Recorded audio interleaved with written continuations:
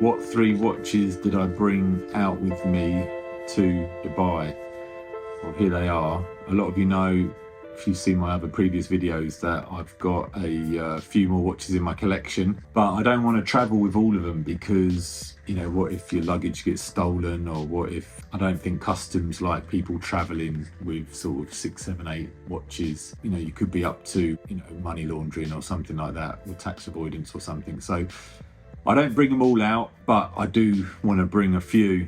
And so these are the ones I've decided to bring out with me this time, because I was back in Europe for a few months in the summer.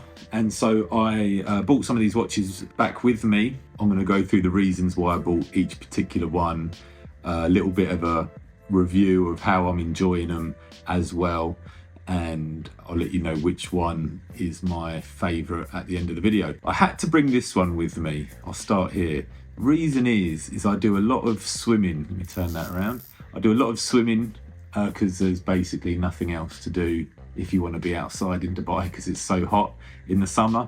It's literally like 40 degrees every day. If you're in the pool, or if you've just got out of the pool, it feels great when it's 40 degrees. And so this watch is the most pool friendly, stainless steel, so it's the least likely to get damaged or scratched, and it is, you know, it's built to be in the water. So when I've set a goal of doing 20 minutes swimming every day just to get some exercise. This is the watch I use while I'm swimming to see how much time I have left. Really enjoy this watch, absolutely.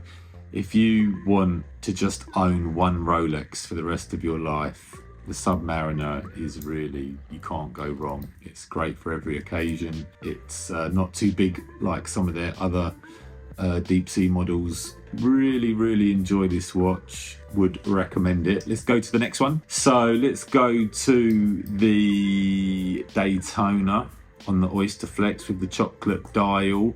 So I didn't have this one with me before the summer, and I thought I'd bring it out here, show it some love. It's a good balance of smart but casual, sporty. It's got the rose gold. You know, everyone loves the Daytona model, especially these Daytonas on the Oysterflex. There's lots of different colors available: the Sundust dial, the Pikachu, the Paul Newman. Now they do the black dial. Yeah, forgive me if I've forgotten one. But this is the one that I have, the chocolate dial. It was what was offered to me at the AD.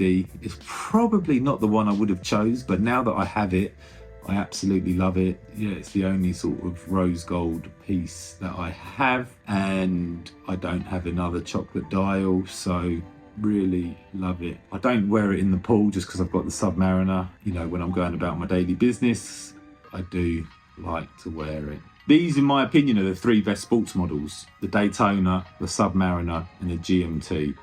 There's other sports models that are great, but in my opinion, these are the best 3.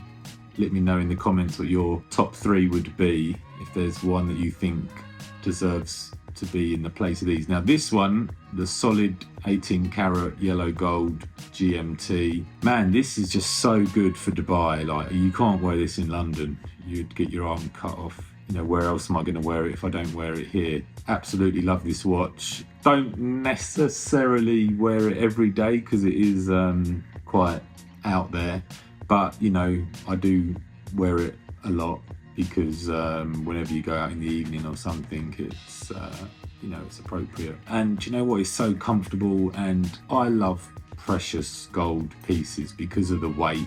They're just so heavy, and I just love that feel of the heaviness because it just feels so quality. But yeah, I mean, what's your thoughts? Is it too much, or in the right place? Could you see yourself wearing it? I personally really like it. Now, as you might be aware, I do have some other brands of watches like AP and Patek, so I didn't bring them out just because I can only bring 3, and I just thought I'd bring these 3. But next time I'm back in England, I'll swap 1 or 2 of these out and bring some other ones. But I just think this is a nice mix of rose gold, stainless steel, yellow gold, Oysterflex, you know, metal bracelets. It's just a nice balance of different watches. But you know, I will miss my APs, and next time I'm in England, I'll retrieve one of those and swap it for one of these. Yeah, so which one of these is your favorite? If you got the call from the AD, which one would you want them to call you about? Also, what do you prefer? Suppose the new Bruce Wayne GMT or the Rolex Submariner? Supposing they're both black dials, stainless steel, which one do you prefer? It's a tricky one. I think historically Submariner's been more popular, but then when it comes to the colour bezels, the GMT's been more popular.